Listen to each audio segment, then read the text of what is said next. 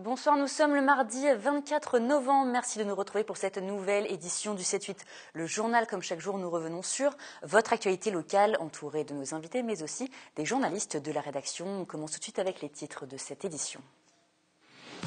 Face au handicap, les entreprises parfois dépourvues. Ce matin, le club FAS de Saint-Quentin en Yvelines proposait d'écouter des témoignages et d'obtenir des conseils pratiques. Retour sur ce rendez-vous. Demain, mercredi, journée de mobilisation autour des violences faites aux femmes à travers la France. Et ce constat, le 3919, ligne d'information téléphonique nationale destinée aux victimes, a traité plus de 50 000 appels l'an dernier, soit 2 fois plus que l'année précédente. En plateau, Hélène Colombier, directrice du centre d'accueil Equinox à Montigny-le-Bretonneux. Et enfin, à l'occasion de la sortie de son 24e roman, Le crime du comte Neuville, Amélie Nothomb s'est prêtée à une séance de dédicace à la librairie Le Pavé dans la Mare à Elancourt. C'était l'unique rendez-vous prévu dans toute la région parisienne. Sensibiliser le monde de l'entreprise au handicap, c'est un des objectifs de l'association FAS. Ce matin, à Trappes, elle organisait une matinée de sensibilisation dans le cadre d'une politique de diversité. Différents acteurs du monde du handicap ont rencontré des chefs d'entreprise pour partager leur expérience. L'objectif, échanger sur ces questions légales autour d'une table ronde, mais aussi comprendre les besoins et difficultés que peuvent rencontrer ces personnes. Un reportage de William L. Je pense que ça, c'est 50 centimes. 50 centimes. Je n'ai pas l'habitude, c'est vrai qu'on utilise beaucoup de visuels, donc... Là, on se rend compte vraiment en fait, de la difficulté. Là, on se rend compte de la difficulté, en effet. Ce sont des gestes que nous exécutons tous les jours et qui nous paraissent simples, mais qui peuvent être un véritable obstacle pour une personne atteinte d'handicap. Compter sa monnaie, lire un texte ou voir un film au cinéma et même commander un petit déjeuner. Par exemple, le sucre qui colle aux dents et qui colle des caries. Donc on montre comme ça ici qu'on a des caries. Après, on a la touillette. Vous voyez, c'est très imagé. L'objectif du Globe Porter Concept, c'est de mettre en place des activités, des animations de sensibilisation au handicap, tout simplement pour faire tomber les barrières entre personnes valides et personnes en situation de handicap, et notamment dans l'entreprise. Et surtout, l'objectif principal, c'est de savoir comment compense au quotidien cette personne en situation de handicap au niveau de l'accessibilité, au niveau des transports, au niveau de sa vie quotidienne. Comprendre les difficultés d'une personne atteinte d'handicap, c'était l'un des objectifs de cette matinée de sensibilisation organisée par le Club FAS, mais aussi répondre aux questions pratiques des entrepreneurs sur le sujet. Il y a une barrière psychologique du salarié qui refuse ce handicap et comment arriver à surmonter cette barrière par l'environnement des partenaires tels que le médecin du travail, le préventeur en entreprise, l'ergonome, l'infirmière ou la personne qui est chargée de mission handicap en entreprise. C'est échanger, identifier les freins et comment essayer de trouver les leviers nécessaires pour une bonne intégration et un bon maintien dans l'emploi des personnes qui sont en situation de handicap. Des témoignages d'entreprises pratiquant l'emploi de ces personnes handicapées ont été entendus par les chefs d'entreprise présents, une manière de convaincre et d'apporter les outils nécessaires à l'application de cette politique. Pour mes propres interventions, mes propres coachings avec des salariés, ça me permet de leur donner des éléments de réassurance, des exemples concrets, etc. Au-delà de la dimension humaine, effectivement, de la personne, il y a aussi le regard des autres et effectivement changer ses représentations face à l'handicap. Depuis 10 ans, les dispositifs légaux ont permis un accroissement du nombre de travailleurs handicapés en entreprise. Des journées comme celle-ci permettent l'accompagnement de l'entreprise pour favoriser l'intégration durable du salarié au sein des équipes. Et demain, mercredi 25 novembre, c'est la journée internationale contre les violences faites aux femmes ou journée internationale pour l'élimination de la violence à l'égard des femmes. Pour en parler avec nous en plateau, Hélène Colombier, bonsoir et merci d'avoir répondu à notre invitation. Vous êtes la directrice du centre d'hébergement et de réinsertion sociale l'Equinox à Montigny-le-Bretonneux, également Étincelle. vous vous occupez donc de l'Étincelle, c'est un accueil de jour pour les femmes donc, victimes de violences. Alors tout d'abord, nous avons eu cette information. L'Association fédérale nationale Solidarité Femmes a publié lundi 23 novembre, donc hier, son bilan annuel. Et les chiffres sont toujours aussi accablants. En 2014, le 3919 Violences Femmes Info, donc la ligne d'information nationale destinée aux femmes victimes de violences, a reçu 2 fois plus d'appels que l'année précédente, c'est-à-dire 50 780. Hélène Colombier, la situation des femmes, est-ce qu'elle s'aggrave selon vous ? Alors c'est difficile de répondre comme ça à cette question. En tout cas, ce que l'on peut dire, c'est qu'il y a une mobilisation, une offre qui est présente sur le territoire. Je pense que beaucoup de femmes qui ne venaient pas jusqu'alors maintenant font des démarches. Donc peut-être qu'on peut voir un signe d'amélioration effectivement dans cette démarche de résilience, sinon de mobilisation, en tout cas d'information de la part de ces femmes. C'est ce que vous percevez avec Étincelle, donc il n'y en a que 2 jours, qui a ouvert en avril 2014. En avril, c'est ça. En avril, puisque depuis, donc nous avons 7 mois maintenant. 2015, pardon, c'est ça. 2015, nous avons 7 mois maintenant d'activité. Nous avons accueilli plus de 300 femmes, ce qui est un chiffre important. La plupart reviennent plus de 8 fois. Ça représente 71 familles mobilisées sur le territoire, donc c'est un chiffre quand même relativement important rapporté à la jeunesse de cette structure. Alors justement, ces femmes qui sont dans une situation très difficile, comment ça se passe? On les oriente, c'est la police qui les oriente vers vous? Comment ça s'organise un petit peu?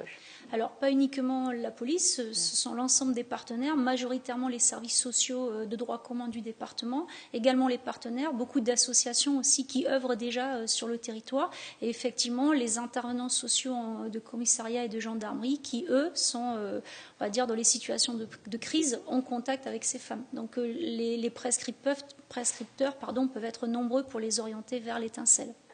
Donc demain, c'est l'occasion aussi de rappeler les violences faites aux hommes qui sont un vrai problème difficile aussi à régler. Quelles sont par exemple les solutions qu'ont les femmes qui se retrouvent dans ces situations-là? Les solutions pour justement peut-être s'en sortir, comment vous les conseillez, comment vous les orientez? Alors déjà, nous leur apportons des informations. Elles peuvent venir de façon libre, anonyme et gratuite, chercher déjà des informations. Les demandes sont nombreuses. Ça peut être venir chercher des informations sur leur démarche, ça peut être venir chercher du soutien, de l'écoute, de l'information. Après, on peut proposer effectivement de l'hébergement, des solutions. Je dirais c'est du cas par cas et ça dépend des demandes, bien évidemment. C'est une situation qui touche toutes les femmes, toutes les couches sociales? Oui, ça nous le savons, il n'y a pas de population, de public particulier. Effectivement, la violence est un phénomène qui touche toutes les strates de la société, quels que soient les milieux sociaux. Beaucoup travaillent, donc ce n'est pas un phénomène isolé qui touche spécifiquement un public déjà vulnérable.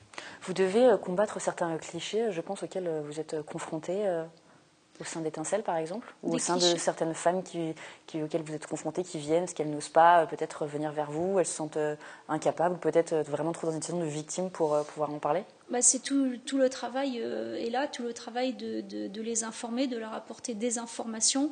Je pense qu'on ne les juge pas déjà, elles peuvent venir de façon libre, on ne les oblige pas ni à déposer plainte, ni à faire des démarches si elles ne le souhaitent pas. Je pense qu'au final, la décision leur appartient et il faut un temps, chacun doit avoir un temps différent pour faire son propre parcours. Donc demain, il y a cette journée. On a vu également beaucoup de campagnes publicitaires de prévention, de communication sur ce sujet pour pousser les femmes justement à sortir de leur silence. Selon vous, est-ce que c'est suffisant? Est-ce qu'on en parle assez? C'est un sujet de société dont on parle suffisamment?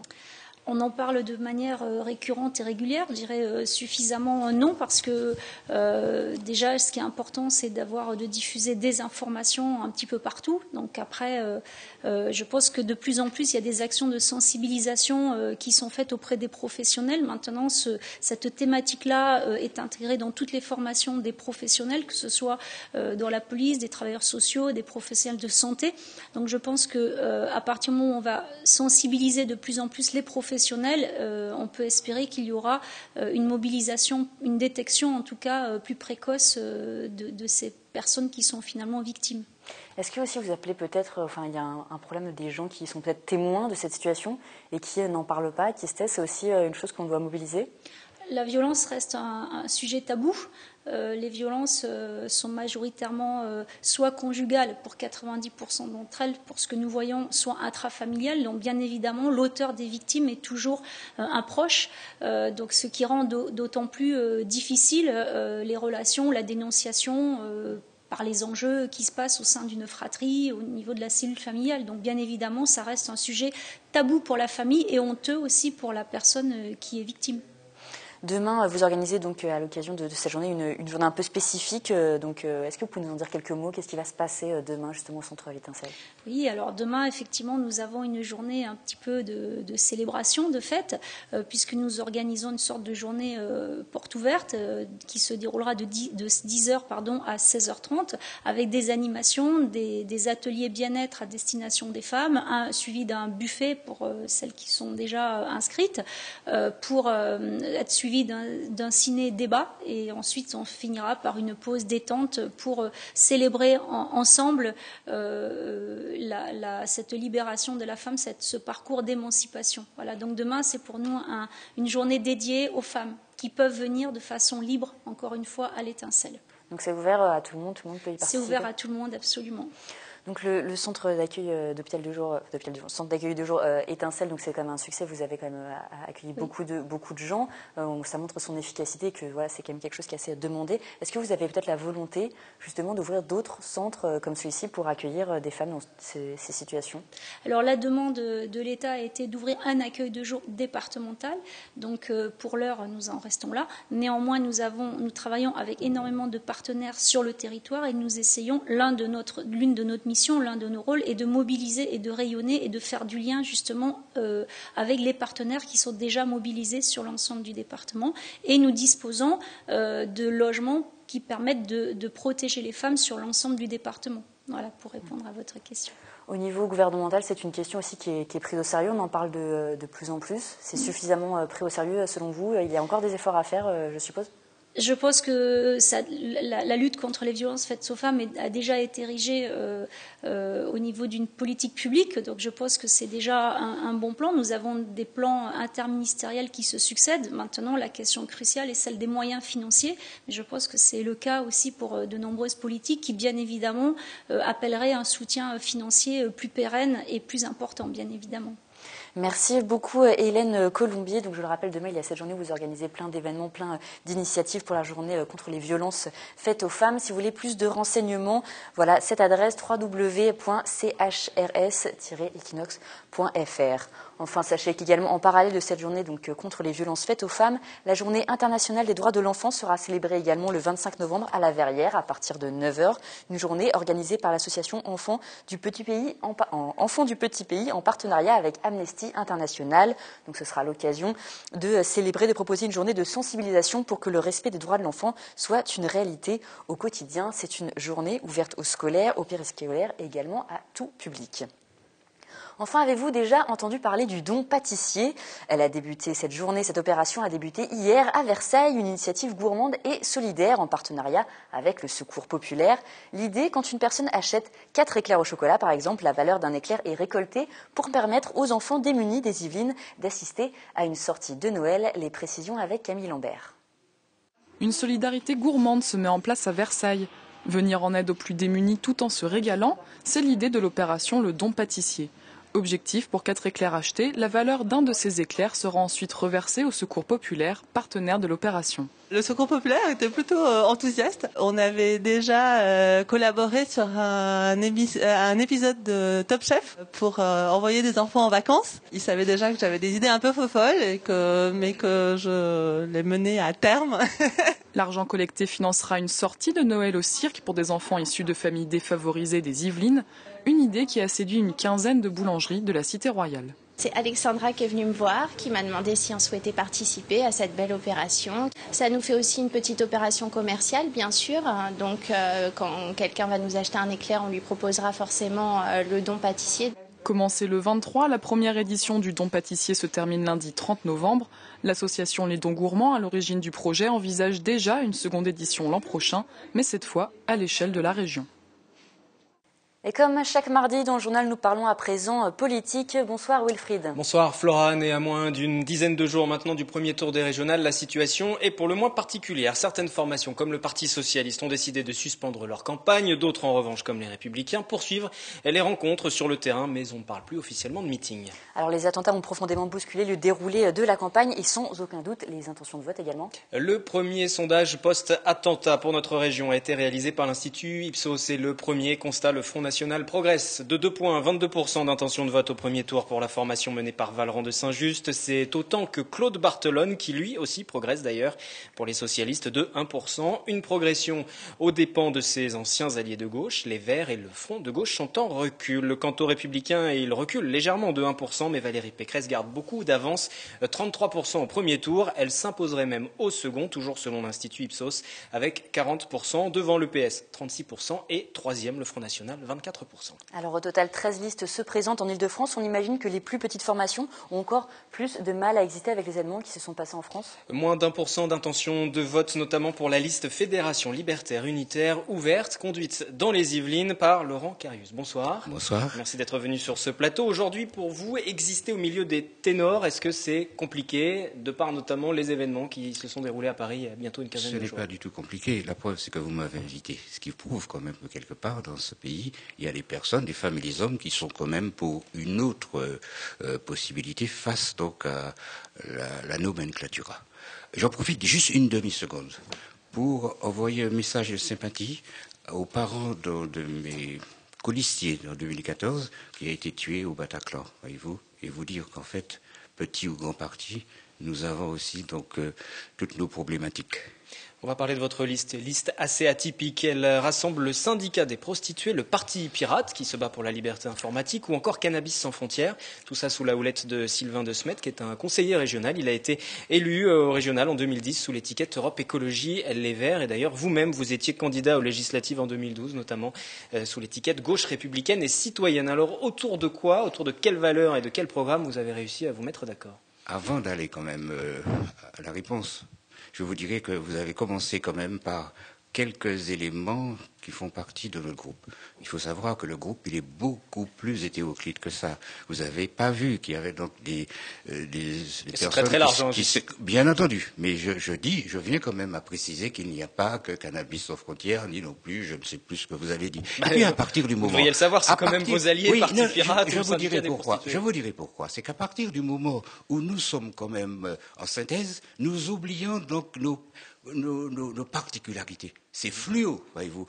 Fédération libertaire, unitaire et ouverte, voyez-vous. Et moi, je pense que ça, je vous dis même pas d'où je viens, mais je sais où je vais. Alors, sur où vous allez justement? Quels sont les points de programme importants pour vous aujourd'hui que vous allez porter avec ces différentes sensibilités? Ceci étant, voyez-vous, dans la mesure où nous avons une modification très importante des régions.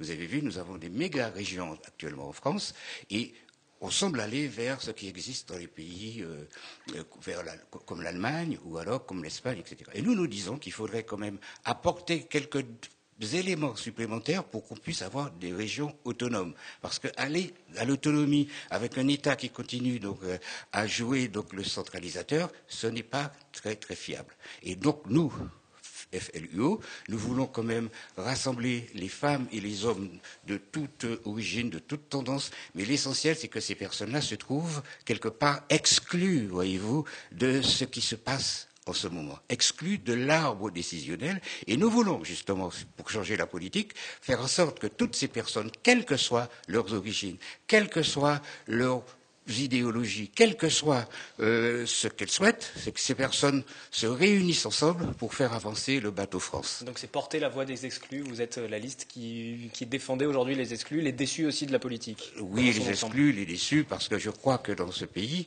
il y a quand même beaucoup plus d'exclus, entre guillemets, que de personnes qui sont satisfaites. Moi, j'ai été maire adjoint, voyez-vous, tout à fait. Et même quand j'étais maire adjoint, je me sentais exclu. Parce que je vois la politique différemment. Je vois faire autrement les choses. Et donc, si vous voulez, c'est parce que nous avons fait une réflexion très importante qui nous a permis de dire que si on ne changeait pas certaines choses, et en particulier la façon qu'on a donc de nous comporter face aux électeurs, nous risquerions pendant des décennies et des décennies de rester dans la même situation. La volonté, c'est de faire de la région Île-de-France une région pilote avec une feuille de route, le trépied qui est formé, je vous cite, par la démocratie locale, la transparence dans l'action et le respect de l'environnement. Tout à fait. C'est très large. C'est-à-dire, ça fonctionne comment, cette région pilote? Cette région pilote, qui doit, à mon avis, apporter le là à la France tout entière, elle n'est pas très large. Il y a un trépied. Et le trépied, c'est d'abord et avant tout la démocratie directe. Donc on ne peut pas me dire aujourd'hui qu'il y a une démocratie directe en France. Il y en a eu sous les Athéniens, mais il n'y en a plus en France. Donc ça veut dire quoi? Plus de référendums, plus de référendums régulièrement, des référendums locaux, plus de consensus, plus de discussions, plus de rapports avec le citoyen qui, en fait, est le souverain.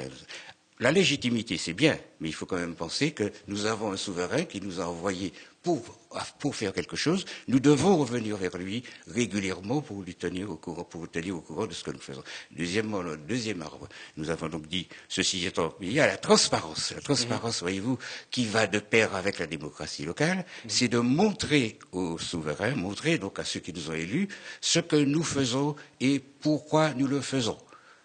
Donc ça va de pair avec le premier point, et le dernier, c'est le respect de l'environnement. Le respect de l'environnement, la sensibilité écologiste. Oui, mais enfin, l'écologie n'appartient pas aux écologistes. L'écologie appartient à tout citoyen. J'ai pas dit que ça dépendait d'Europe Écologie Les Verts, j'ai dit sensibilité écologiste. Alors, moi, je dis ça parce que, vous savez, avec le COP21, avec tout ce qui se passe, avec tous les problèmes que nous avons, je crois qu'il faudrait vraiment être un grand fou que d'oublier que l'écologie, c'est un élément central, voyez-vous, pour les décennies. Parce que je ne parle pas pour moi ni pour mes contemporains, mais je pense aux autres, voyez-vous, à ceux qui viendront après. Quand nous avons tous ces problèmes qui se passent au niveau de la planète, je crois qu'il est peut-être temps qu'un parti digne de ce nom fasse, voyez-vous, de l'écologie son socle majeur. Et un dernier point, aujourd'hui, c'est la première élection pour Fluo, pour votre rassemblement. C'est une première étape? C'est une première étape. Fluo va perdurer, poursuivre. Fluo est appelé, voyez-vous, à poursuivre, puisque Fluo a justement des idées particulières qui sont, je pense, uniques, n'est-ce pas, dans le paysage politique. Et de par ce fait, je crois que quels que soient les résultats des élections, Fluo devrait continuer. Merci Laurent Carius, tête de liste Yvelines pour cette formation Fluo qui se présente en Ile-de-France. C'est l'une des 13 listes candidates. Merci à vous. Merci à vous, merci Wilfried. On vous retrouve juste après ce journal pour une nouvelle édition du 7-8 politique. Entretien à suivre avec Claude Barthelone et David Douillet. Tout autre sujet, à présent, vendredi soir, Amélie Nothomb, la célèbre écrivaine, a fait son unique séance de dédicace au pavé dans la Mare à Elancourt pour son nouveau et 24e roman, Le crime du comte Neuville. C'est aussi son premier polar. Plus de 200 fidèles lecteurs sont venus, parfois de très loin, pour voir l'écrivaine. Regardez ce reportage signé Séphora Nameni. Elle l'a reconnue dès leur première rencontre, sans même l'avoir jamais vue. 2 ans qu'Amélie Nothomb et Alexandra Collin apprennent à se connaître à travers leur correspondance. La littérature est un moyen de rencontrer l'autre en conservant les vertus de la solitude, disait Proust. J'ai de très bons lecteurs qui me lisent profondément. Et au départ, il y a toujours le livre. Après, ça dépasse considérablement le livre. Ça prouve bien qu'un livre, en fait, c'est un tremplin. C'est un lien. Quand la littérature atteint vraiment son but, elle devient un vrai moyen de communication entre les êtres et sans doute le plus profond. Si vous prenez tous ces livres un par un, que vous les mettez bout à bout, vous avez la vie d'Amélie en fin de compte. C'est un vrai puzzle et je trouve qu'elle se livre à chaque fois un petit peu. Après 23 ans de sollicitations, Amélie Nothomb offrait enfin vendredi dernier à la librairie Le Pavé de la Mare d'Elancourt son unique séance de dédicace en région parisienne pour Le crime du comte de Neuville. Ça fait 23 ans que je publie des livres, ça fait 23 ans que Le Pavé dans la Mare m'invite, ça fait 23 ans que je dis non. Et ils sont toujours là. Vous savez, c'est comme un prétendant extrêmement fidèle avec qui on a été odieuse pendant 23 ans. On se dit, mais il m'aime toujours. Allons voir ça de plus près. 24e roman et premier vrai polar d'Amélie Nothomb. Une réflexion sur le destin, considéré inéluctable à la manière des tragédies grecques. Une écriture accessible et l'humour toujours au rendez-vous. J'ai toujours été vraiment très mauvais en français. Et puis un jour, j'ai, on va dire, découvert ces bouquins, notamment ses écrits sur le Japon. Et ça m'a donné envie de savoir un minimum écrire correctement en français. Je tombais amoureuse de son écriture, de ce qu'elle raconte, de son humour, de l'originalité. Enfin, à chaque fois, c'est une vraie découverte, quoi. Quand on ouvre à nouveau Amélie Nothomb, on ne sait jamais où ça va aller. 3 heures de séance de dédicace, 200 personnes rassemblées pour échanger sur l'écriture intime de cette femme de lettres belge, grand prix du roman de l'Académie française 1999 et prix de Flore 2007. Autre sujet à présent, placo-musophile. Cela pourrait être notre mot du jour. Ça ne vous dit peut-être rien. Un placo-musophile est une personne qui collectionne les capsules de champagne. Ce week-end à Manille-les-Hameaux se tenait le 9e salon des placo-musophiles. Mélanie Poquet et Camille Lambert nous en disent plus. Ces capsules, vous n'y faites sans doute pas attention. Eux la conservent avec précaution. Ici, il n'est pas question d'achat ou d'argent. La règle, c'est l'échange. Il y a un catalogue qui répertorie toutes les capsules qui existent, environ 40 000. Et il y a une cote sur ce catalogue. Et elle est définie par l'éditeur de ce catalogue. C'est un peu lui qui règle les choses. Et donc, nous, on fait des échanges entre nous en tenant compte de cette cote. On se connaît pas mal, donc on se garde des choses entre nous. Quand on a une capsule un peu spéciale, on dit tiens, est-ce que tu la veux voilà. Donc on arrive à avoir des choses originales. Certains collectionneurs possèdent près de 30 000 capsules, mais être placomusophile, ce n'est pas une question d'âge. Tom a 9 ans et vient pour la première fois à ce type de rencontre. C'est son grand-père qui l'a initié à la placomusophilie. J'en ai à peu près 160. C'est pour USA et je l'adore parce que je trouve qu'elle est jolie. Sur l'agglomération, une vingtaine de Saint-Quentinois est placomusophiles. Les collectionneurs se donnent déjà rendez-vous l'an prochain. Ils y trouveront peut-être leur bonheur. Et c'est la fin de ce journal, mais tout de suite vous restez avec nous car vous avez rendez-vous avec Wilfried Richie pour une nouvelle édition du 7-8 Politique. Je vous retrouve demain et vous souhaite une excellente soirée.